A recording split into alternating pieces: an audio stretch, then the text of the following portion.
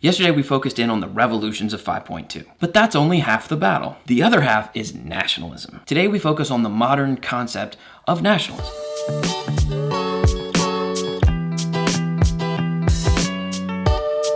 Let's start with what the College Board means by nationalism. People around the world developed a new sense of commonality based on language, religion, social customs, and territory.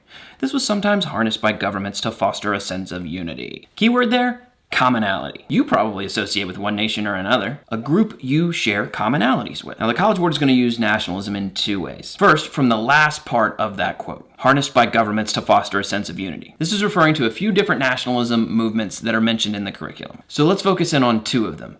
The Germans under Otto von Bismarck and the Ottomans with Ottomanism, both of which used nationalism to foster a sense of unity. Bismarck used it to unify Germany in the 1870s. The Ottomans used it a little differently. The Ottomans used nationalism, or what they called Ottomanism, to get all of the different millets to think of themselves, instead of being Armenian or Jewish or Orthodox or Sunni, instead to think of themselves as Ottoman. So their commonality was that they were Ottoman. And the second way they use nationalism is to challenge boundaries. Here's the College Board's take. Newly imagined national communities often linked this new national identity with borders of the state, and in some cases, nationalists challenged boundaries or sought unification of fragmented regions. Bismarck fits into this category too, using nationalism to unite all the German states into one nation, Germany. But the challenge boundaries part is the one where four different illustrative examples reside. Here's my top two. First, the propaganda movement. The Filipinos towards the end of this period made a stand against the Spanish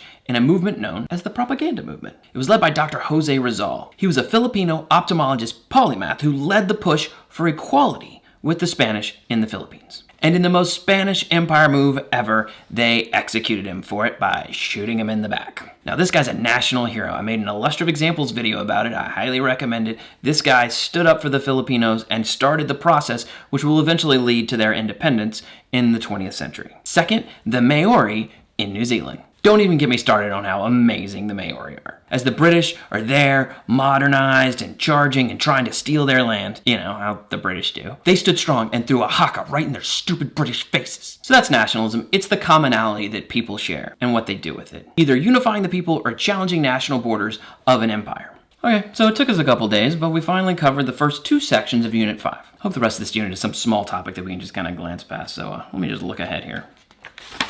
Oh, right. The Industrial Revolution. I'll see you tomorrow, and then the next 7 tomorrows. Damn, this is a long unit.